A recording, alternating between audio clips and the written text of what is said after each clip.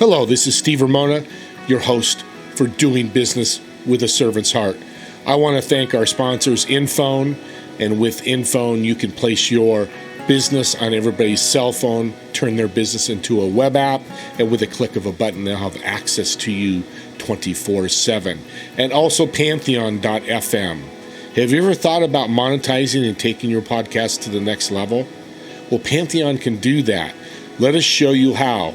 Reach out to Steve Ramona, the host, at infone.co/SR1, and I will go over with you how you can make your podcast really stand out. Let's enjoy the show. Thanks again, everybody.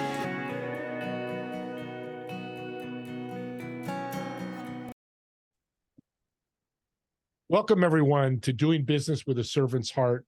This is your podcast host, Steve Ramona, and I am super fired up. I say this all the time, fired up, and I'm super fired up because we're going into a little more life doing business instead of business. So life, servant's heart. And this story, please stay and listen to this because you're going to get so much out of it. I've met my guest a couple of times. He gets me goosebumps every time we talk.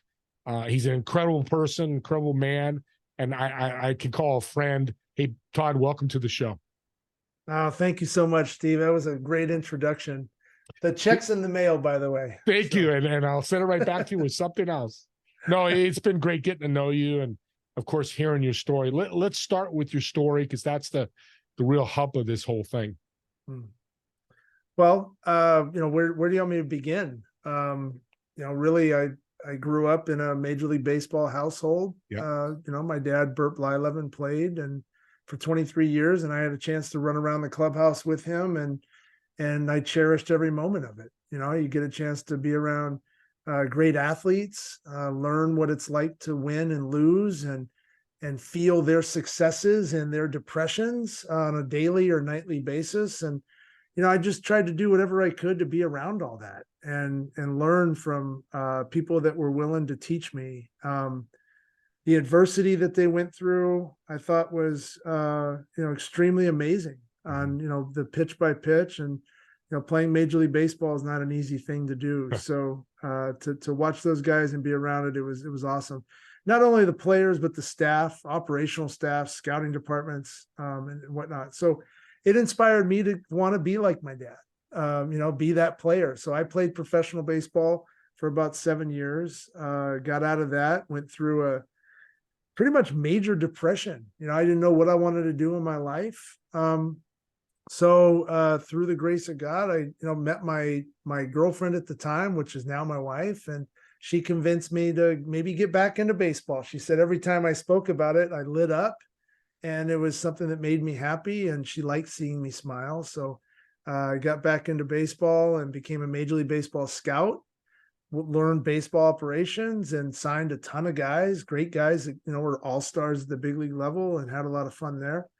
The quick version is, I wanted to be around my kids, and so it was a tough journey. Being a scout, you're constantly on the road. It's a job that's 24/7.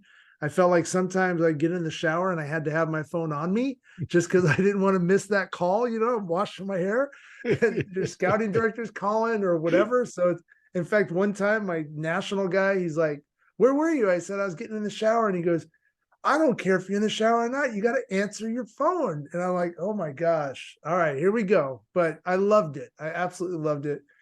Get a chance to go into homes and talk to families and educate them on how the game is going to end up looking for them. The money was okay, but really you do it for the love of the game and being around it. But I got an opportunity to get into the corporate sports world right after that. Allowed me to be home from my family, be a coach for my son's teams. Wow. I ran travel teams. I just absolutely love being a dad. And, and I had a successful sports career in terms of the corporate side. And about 6 years ago, we moved from Southern California to North Texas. So we're in Frisco, Texas. And about 3 months after that, we found ourselves in Las Vegas, which was Las Vegas, for my wife and I was really a place where probably for anybody, right? life is stressed out a little bit. So you go and cut loose and you're there for a couple days, 3 days. And that was our like place to go. And so it was safe for us, even as crazy as what it got, but we met tons of friends there. We had, these younger kids that we had grown up with, that I used to teach play Little League. They would meet us there. We took them there for their 21st birthday, and just, we were the aunt and uncle, right, to about 18 to 24, 25 of these younger kids, and just a blast. But,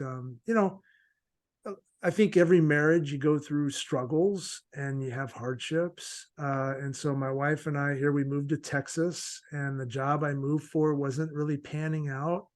Relationship wise, her and I were going through some things. And, my faith was there. It always had been there. I don't really feel like I had like a strong connection to it, but my kids were going through depression. Like my son spent 25 days in Huntington Beach right before we left for Texas.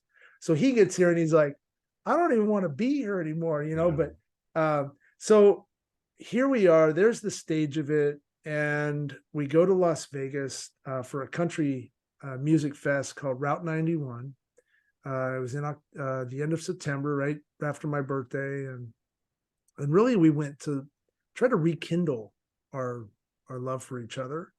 We were meeting that same group of kids coming in from Southern California and some other friends, and we had some family coming in from Texas, and we all were flying there. And so the first couple of days we were there, it was amazing. It really was. Like Kathy and I got a chance to rekindle, and we were just having a really nice time as a married couple, and enjoying country music. I'm a big country guy. I love country. I grew up on it. My dad's a country guy. Yeah. So there we are, in that third night. And I'll tell you, it was absolutely beautiful. It was, the weather was perfect.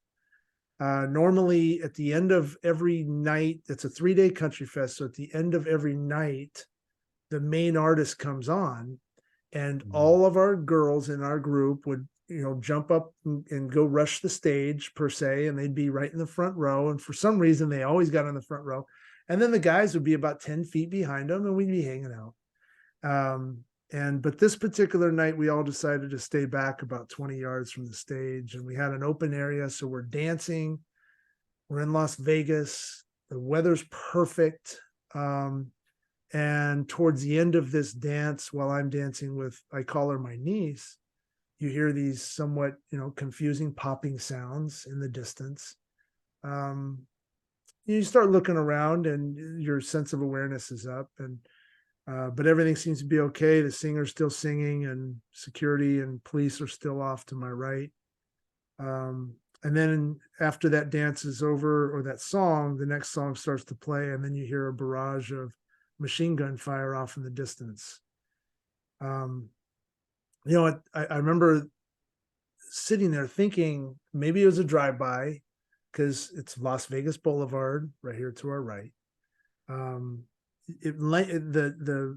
acoustics of everything, it was much louder. That popping sound and the cracking sound was louder than the singer was singing.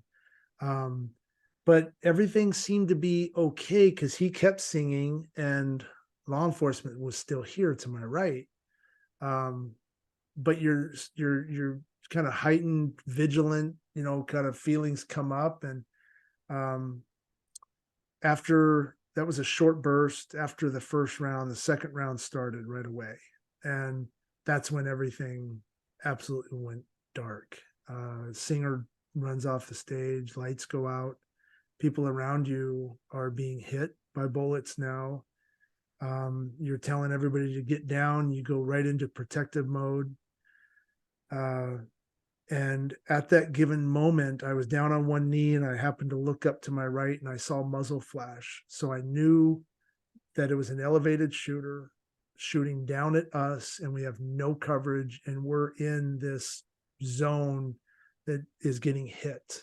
And so you jump up, tell everybody, you get up and run as fast as you can. And so you're pulling your wife up.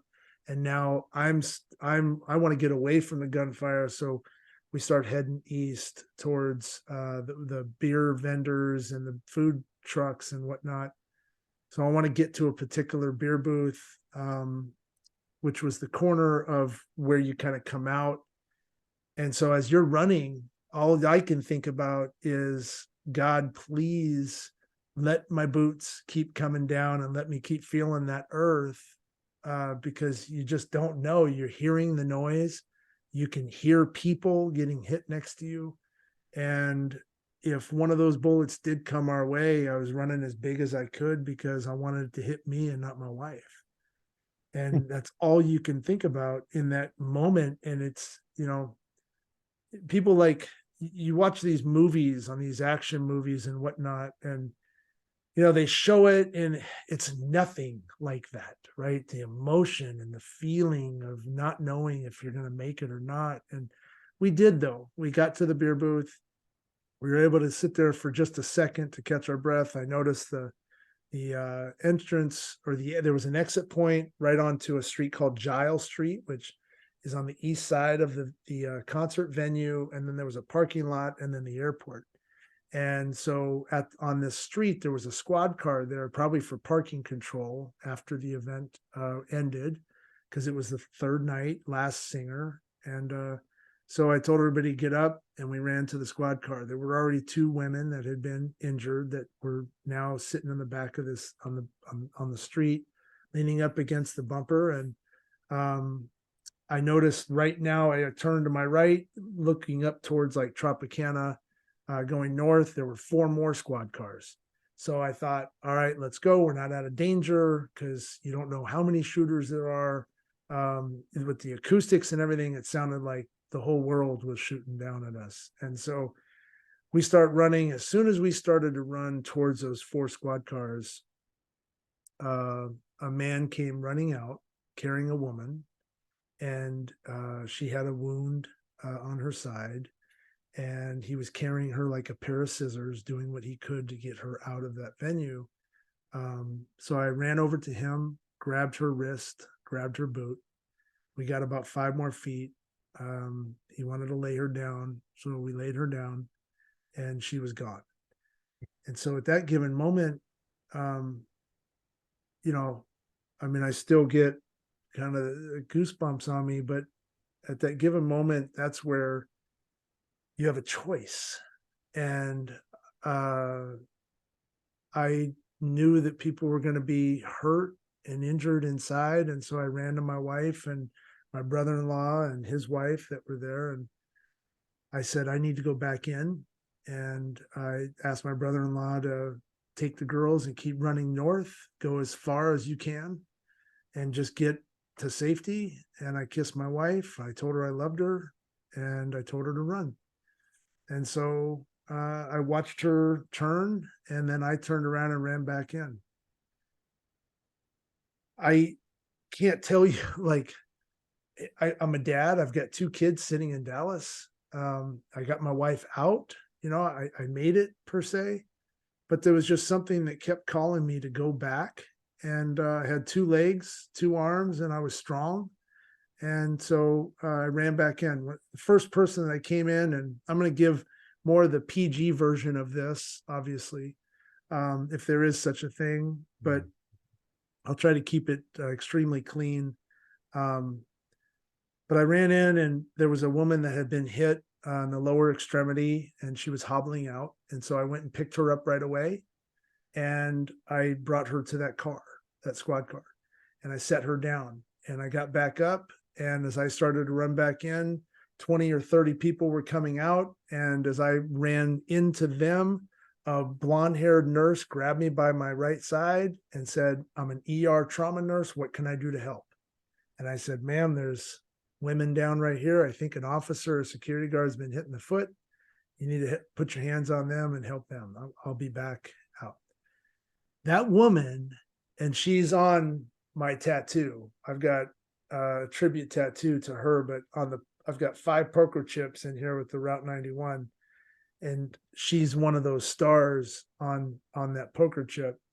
That woman ended up building or creating 3 separate triage centers on Giles Street, probably saved hundreds of lives because she was managing all these things that were happening and placing people and depending on their injury in certain areas. And it was just absolutely amazing. She's a true hero. She's on my arm. So when I told her to put her hands on people, I ran back in. And when I got in, obviously imagine now the most chaotic, crazy, horrible scene you could ever imagine, with people down, people scattering, the sounds, the screams, the tears. There was a girl that was hit on the other side of a beer booth, the same booth that we had run to. So now I'm immediately calling for help. A medic, EMT, doctor, somebody's got to be here that can help this girl. And this another brave soul, another star on my arm comes out and she says, I'm a nurse. What can I do? And shooting starting to happen again. So I took her under my arm. We run in. I put her over the Budweiser booth. She saves that girl's life. I mean, it was one. Now here we're talking minutes, maybe a minute and a half into this, and I've already seen 2 acts of complete selflessness and bravery by 2 women that gave themselves up. And it's just absolutely amazing. So inspiring. I come out, I run out, I'm going back and forth. I'm carrying people out over my shoulder and my arms. Came up on 3 women, 2 that were pulling their friend out, dragging her out. And so I ran up on them. I was checking bodies to see if these particular people were alive or not. Came up on them and ended up lifting her up. She was a taller girl, and threw her over my shoulder and just started running. I was able to get her out pretty quick, got her into a car. People were now starting to either steal cars or use their own cars as now transport to get people to hospitals. Mm. And this all happened super fast. The shooting was still going on, mind you. But I ended up getting her and her friends out. They were running after me and put her in the back of a car. And eventually she got off to the hospital. Come to find out later on, her name was Rachel Parker. She was a Manhattan Beach police clerk, and she didn't make it. But you tend to think that maybe because I was able to get her out and her friends out of that horrible, horrible terror, that when she passed, on that operating table, that she was surrounded by people that were truly wanting to help her, and just hopefully the love, right, that was surrounding her and giving her peace in such a chaotic, crazy time. And she didn't deserve that. Obviously, nobody does. But I have to think that it was maybe better than passing away on the turf. And so I got her and her friends out. I ran back in, back and forth, ended up carrying a younger girl out. I was carrying people out that were actually, living and getting them off to safety. But I carried one girl out, and I remember I had her in my arms and laid her down on Giles Street. I was on one knee, and right as I looked down at her, she took her last breath, and there in my arms, and an EMT comes running over and, checks her pulse and says, "Sir, I'm sorry, she's gone." I said, "I don't even know who she is." And so, you lay her down and you be as gentle as you possibly can. And I remember just standing there for a minute, somewhat seconds, I guess, and looking at her, looking at my boots. My boots, were already kind of old anyways, but now they had some tears on them. And I remember just looking up to the skies and just praying that I would be able to have the strength to keep moving. I've got somewhat of a bad hip, a bad knee on my left side. and I was hurting. My left shoulder was hurting. I ended up throwing that out. I had major reconstructive surgery, hernia. I had two hernias, two pretty big ones. But somebody tossed me some water, and I just poured water all over myself and just felt the cleanse, and I ran back in. And so I didn't stop for about 8 hours. At one point, I ran someone out, I laid them down. And when I got up, there was an EMT standing there, and he says, where are we going next? And I said, well, who are you? And he goes, brother, we've been with you. Like you're carrying them out. We're fixing them up. And I'm like, okay. And it was him, like a firefighter out of San Francisco, and I think a Marine or somebody there. But it was three guys. And so we did what we could to help as much as we could in that venue. And then we had heard that there was 150 plus people behind Tropicana. That's where ambulances now were like an Uber line. So people were being brought to that location. So we ran over there to try to help people get into the ambulances and just make sure everything was okay. And now you're in this, like, you go from this, scared state to, I'm going to do whatever I can to get people out. I'm going to run people out however I can. You're running all over the venue. You're carrying people. You're putting people in the back of trucks and all these things. To now it's like protective mode. I'm going to go and we're going to protect. You're running as big, and now you're like invincible. I'm going to go protect and do what I can. Well, it ended up, I'm on the phone with my wife and just making sure she's okay. It's the first time I think we had spoken, and an officer comes pulling up. Everybody's got to get inside. There's a shooter up on the roof, a possible shooter inside the building. So we need to get everybody in the corridors. So now you're thinking, okay, here we go again. There's active shooters. We thought we were under attack because of so many people that had scattered all over Las Vegas, that there were misreports of shootings up and down Vegas and bomb threats. And, you thought that like a little military coup or something was going around. So you didn't know who to trust. We ended up getting everybody inside. And then we realized that there were corridors on this we're on the service entrance. So there was corridors going left and right, and then a long tunnel that went into Tropicana. And so me and about, these other three guys and more guys said, we need to protect the corridors, because if God forbids a shooter comes in, we're sitting ducks. So here we are now. I'm barreling through doors, laundry doors, and steam rooms and whatever they are down in that service. And I'm hitting this door and it's bursting open, and I got guys behind me, and we don't have any weapons. Like I've got my hands. So if a shooter's there, like I'm toast. But you have to be able to like secure everything. And the way your mind's thinking is, I'm just doing a job, and I'm just going door after door and knocking it down. And what we found was just people that were, hiding, like people scattered everywhere. So we found one room, there was 20 people hiding on top of each other. So at the end of the night, I ended up there. We found that there's a man with a knife down at the end of the hallway. I'm running down this long hallway thinking, okay, here we go. I don't know what's going to happen. Come up on this guy. I'm screaming at him, good guy, bad guy. And he just raises his hand just enough. And I grab his arm and I throw him up against the wall and I disarm him. And turns out he was just a scared individual, right? But right at that moment, law enforcement comes in and now is getting everybody into these big ballrooms. That's where they start to put everybody. It's towards, I don't know what time it was, hours and hours after the first shot.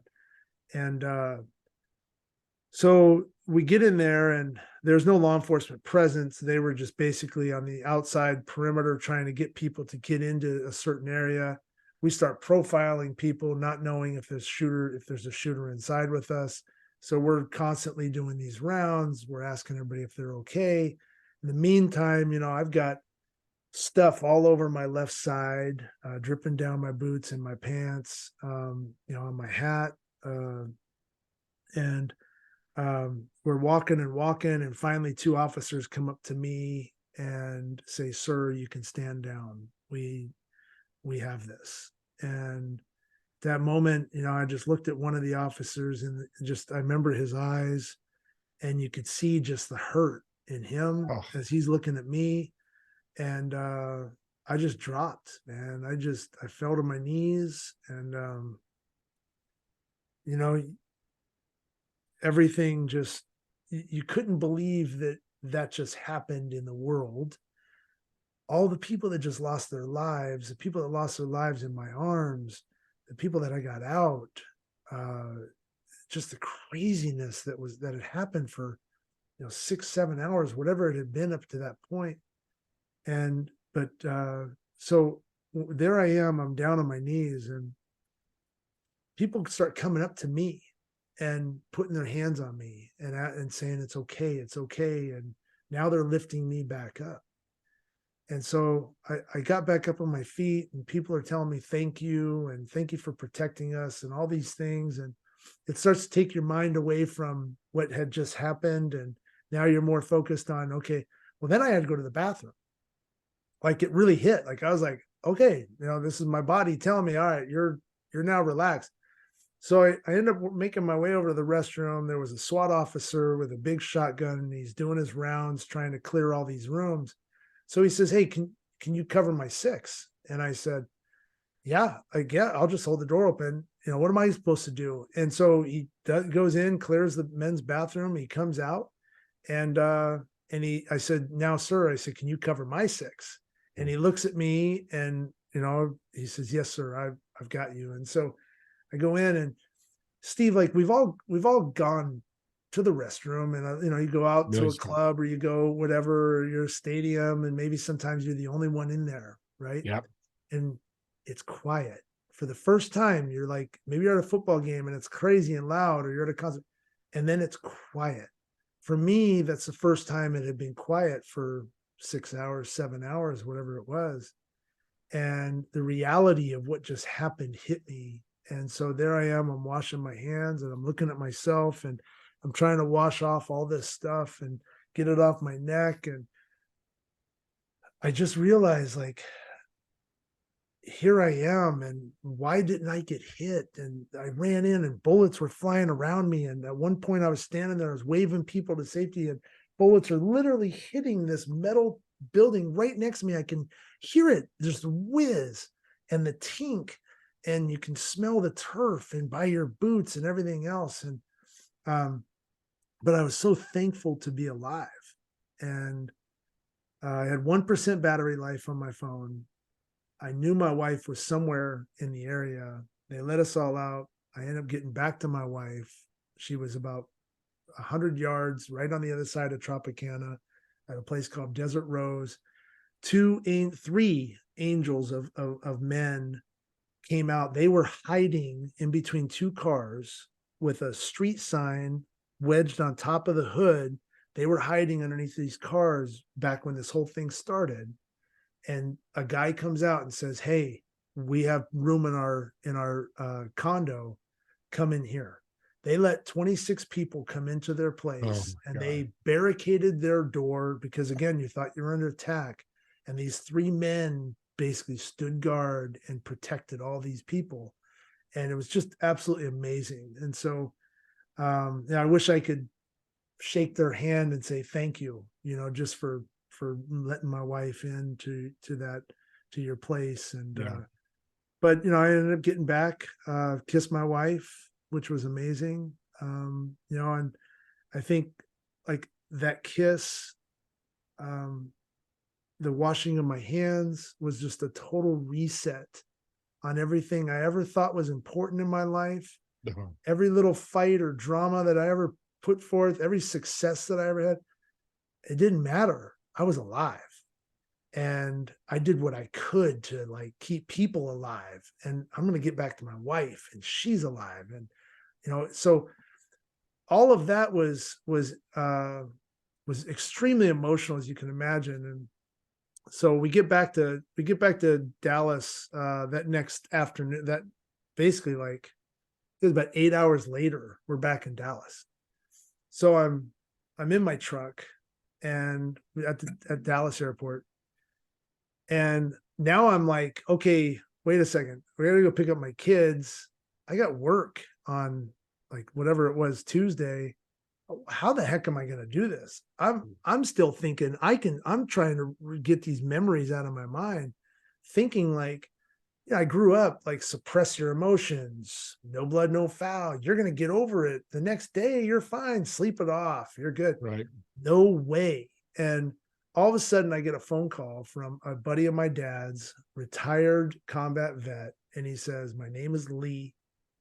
This is who I am. This is what I've done. I have a relatable story to yours in terms of the feeling. I've seen what you've seen, but mine's been on a battlefield. Yours was obviously different, but it's relatable in terms of how messed up your mind is right now and what you have going on. And here's going to be the next 72 hours of what's going to happen in your life.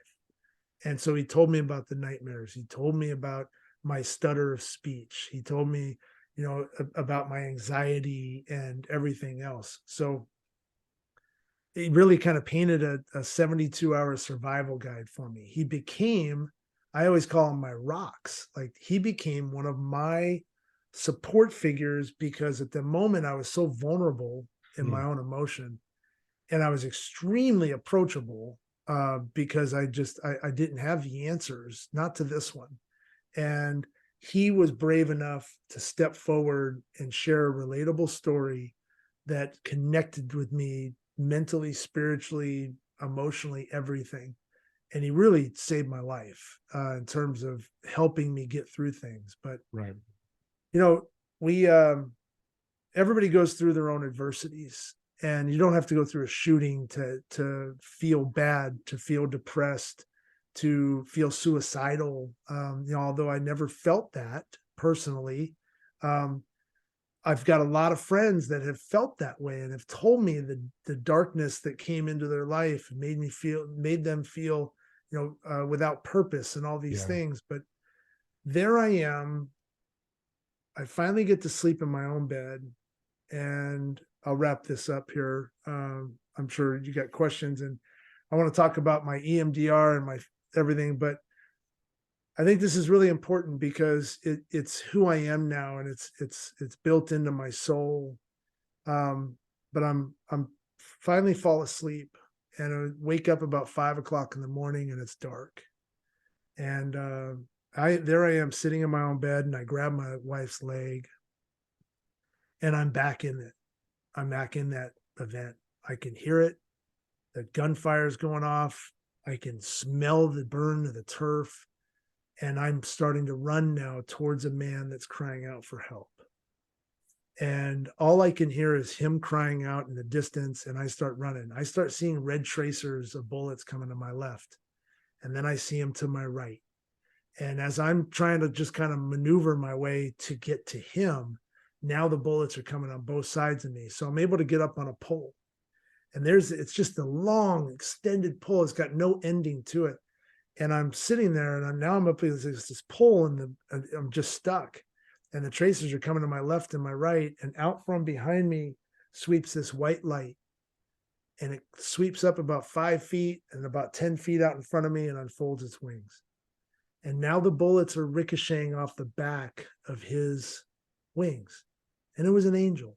And I can't explain it, but that's what he was. And so he starts to back up towards the gunfire.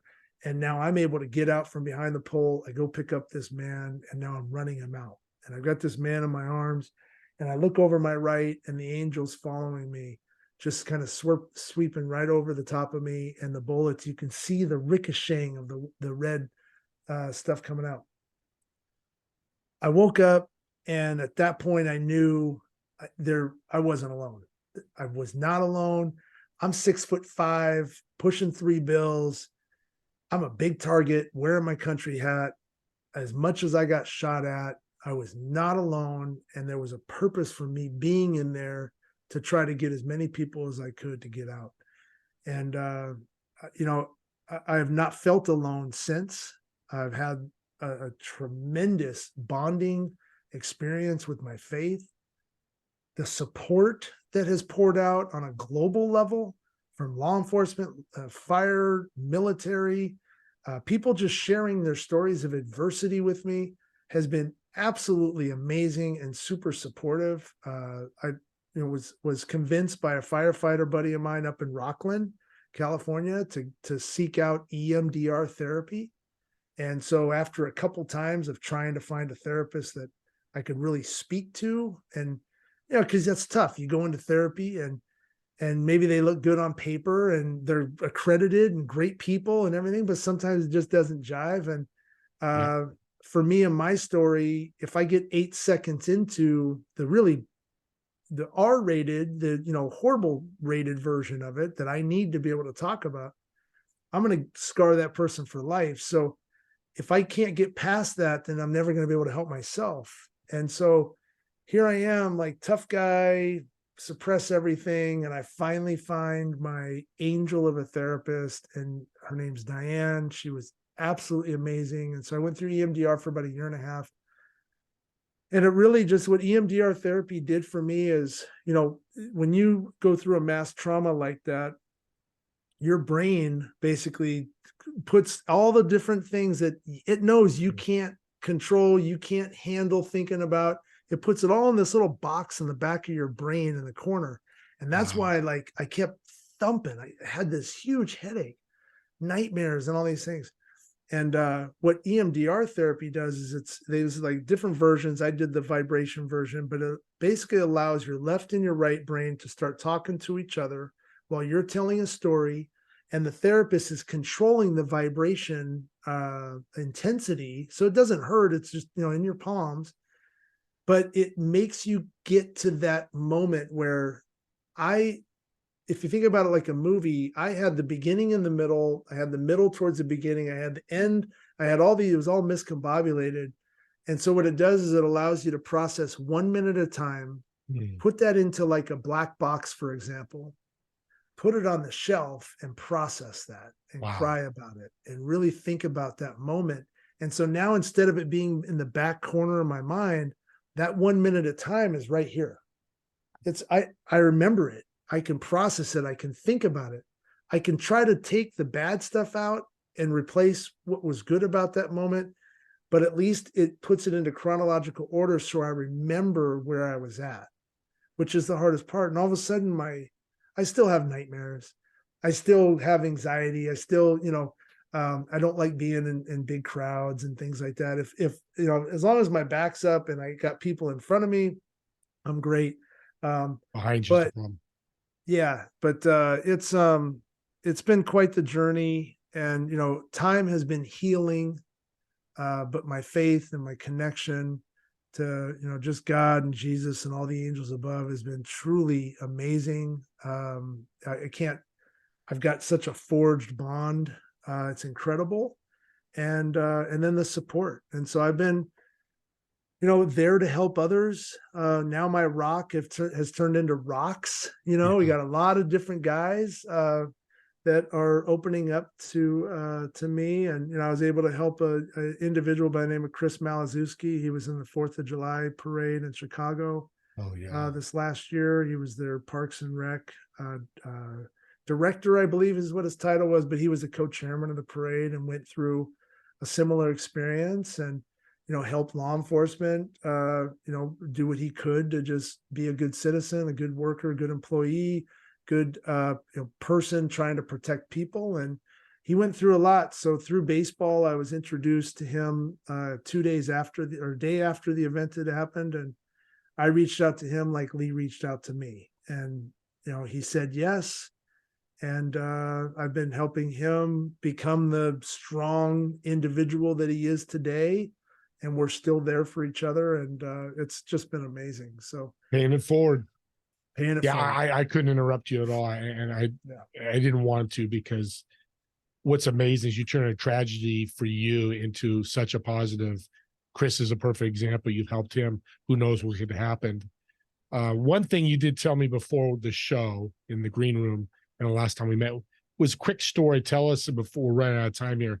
But that girl that ran to you, that was a friend of yours, and grabbed you, and then somebody came to tell that story. I think it's fascinating what happened. So Yeah. One of the girls that was part of our group, we got obviously when the shooting started, we were separated. And as I'm now later in the night, I'm barreling through doors. One of those those laundry room doors I busted open. She was amongst one of the people that was hiding in the corner of the room. And I heard her call my name, and she came up and she, gave me a big hug. Her knee had been either grazed by a bullet or she injured it in some way. So she had a big gash on her knee. And I wanted to get her out. I was super happy and excited that she was alive, number one, because I had run back into the venue, into that area where I was at, praying that I didn't see anybody that was from our group. And, I'm not to say that I didn't want to see anybody there, but I was making sure that my group got out. And anyway, so she was with me and wanted to stay with me. And so there we are. And I'm trying to get her to get on one of the ambulances because she's got a pretty big gash on her knee.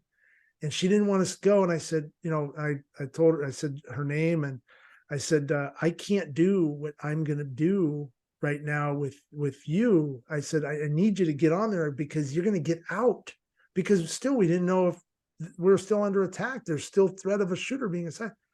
All of a sudden, this older woman, I don't know where she came from. She comes out of nowhere and she puts this little coat, this white kind of beige coat over her and says, honey, I got you. I've got her. I've got her. And she turns her around and the girl walks off with this older woman and goes and gets in the ambulance and she's off. I have no clue where this woman came from, but she got her off. And right after that is when people were saying there was a man with a knife down at the end of the runway. And I just took off and went right for him. Never saw her again. No, never saw her again. No, so no. And we're going to be very open here, and we both agree it was an angel.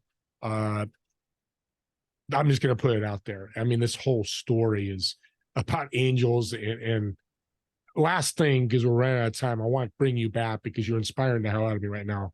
I'm going to call you brother. You really are. I've got more depth of the story, but people, and I asked you this and you had such a great answer. People call you a hero. You say you're not a hero, but people have said, and I asked you, what were you thinking going back in? You've got two sons at home that could lose their father.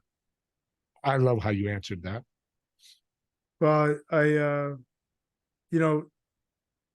have a son and a daughter, and I thought, the initial instinct is to go help, right?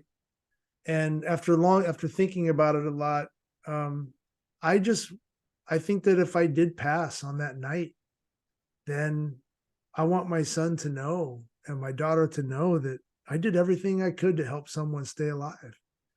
And if I fell, then so be it. But I went down dying for someone else. And I'll do that every day of my life. And Steve, I'll end with, in this side too, it wasn't just me. There were so many brave people that went in to help others.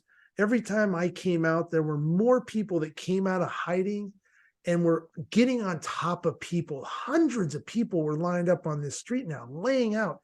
There were thousands on top of them that came out, were brave to come out and help others. It wasn't just me. There were so many others, and it was so inspiring in that moment. I call it a Molotov cocktail of emotions because it was absolutely insane, but inspiring at the same time, man. You'd see acts of bravery. And even though you're hurt and you're tired and you can't believe you just witnessed what you witnessed and you're seeing gruesome, horrible stuff, it inspires you. So nope, I'm going to keep my boots moving forward and we're going. And you do what you can. So I hope that somebody that was a brave soul hears this story and reaches out to you so you can thank them and shake their hand for helping your wife. And if you're out there, I'm getting emotional here. Please reach out because it's going to mean a lot to Todd. It's going to mean a lot to me. This is such a credible story. How can people get a hold of you? I don't want to forget that because I know I'm glad I got a hold of you, but how can they get a hold of you? Because here's why, listeners, if you're a business or a firefighter or police, he does keynote speaking. I'm going to help him get more places, more people to hear the story. Again, not about Todd the hero. I'm taking that away because we've talked about that. Let's talk about the story of doing more than you should to help others. And it could be in your business, it could be in your life.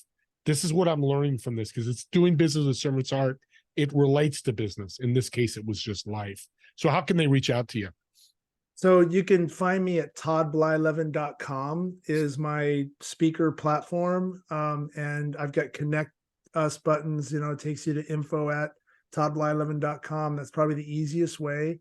I'm working with first responder groups, universities, sports organizations, churches, and businesses. I come from a corporate background. It's one thing to be vulnerable and approachable in, say, a sports organization, teaching how to foster more empathy, but also in a business. My story opens up the heart. And I think that's the purpose of it, right? So you're telling your story of adversity. Everybody goes through things. We've all gone through things. Mental health is crazy right now.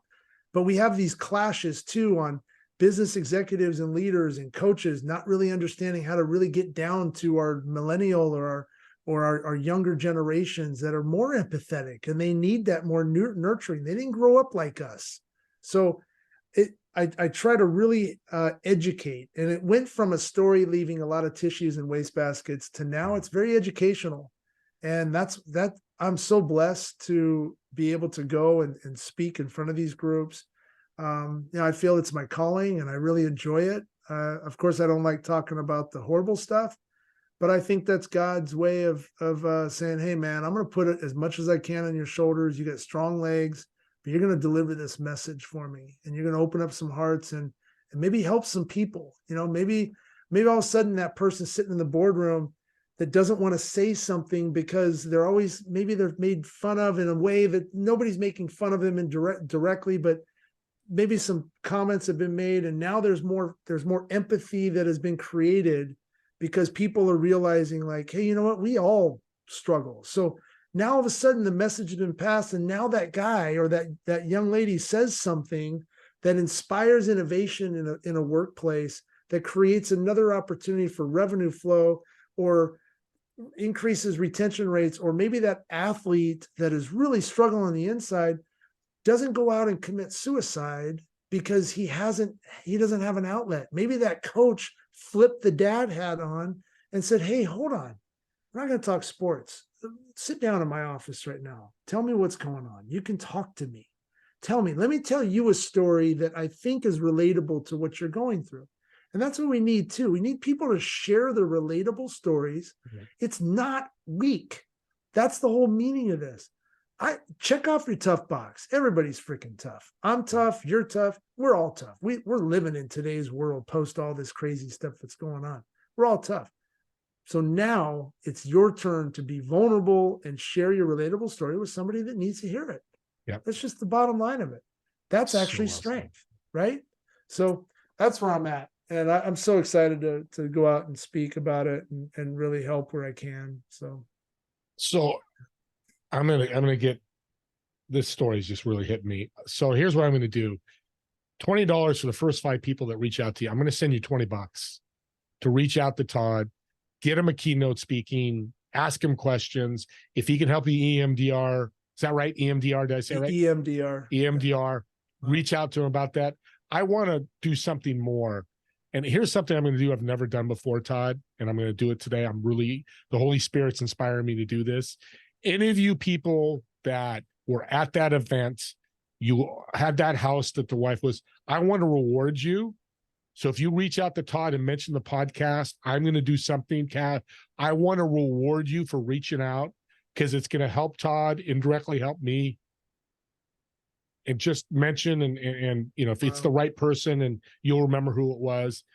I want to get this out to everybody because you can help when you come and connect with Todd, help get Todd in more people's ears because you helped me.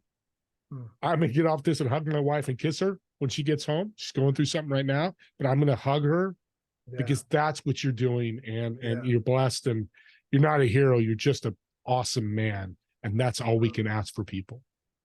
You are You- too, you- brother. Thank you. God I bless. really appreciate you. Yeah. So you'll just reach out to me if any of those survivors or whoever want to reach out to you and thank you, or so you can thank them, because I think that's healing as well.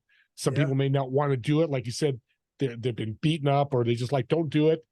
A reward sometimes can push you over the edge to reach out to you and do Oh, thank something you. good. Oh no, it's Thank you. my pleasure. So we went way over time, well worth it. But is there any tip? You've been through so much. Everybody's life is so much better because of it, and you shared. But what one tip can you leave them in their life journey that could help them? You know, I think it's always trying to understand where you are today in your world, what's really important to you. And it's so cliche to be able to say that, but be yourself. You know, you don't have to impress anybody. You don't have to you don't have to lose all your weight. You don't have to do, I'm not saying that I want everyone to be unhealthy or anything else, but be yourself. And if you need somebody to talk to, there are people that will listen because you're not alone. The experience you went through, somebody else has gone through that. And now they're not feeling it the way you're feeling it. You might be feeling it more difficult than they just got over things, but they're going to be there to talk to you. It's in our human nature to help others in need. Just talk to somebody. Don't go do something stupid to someone else. Don't take out your anger on yourself. You've checked your tough box. So just open up, be relatable, because when you're relatable, all of a sudden that sparks a conversation with someone else, and they're going to be relatable and they're going to be vulnerable. And they got two people that have formed rocks, and you're there for each other. And it just fosters more trust. So just spread more love in this world, and just be yourself.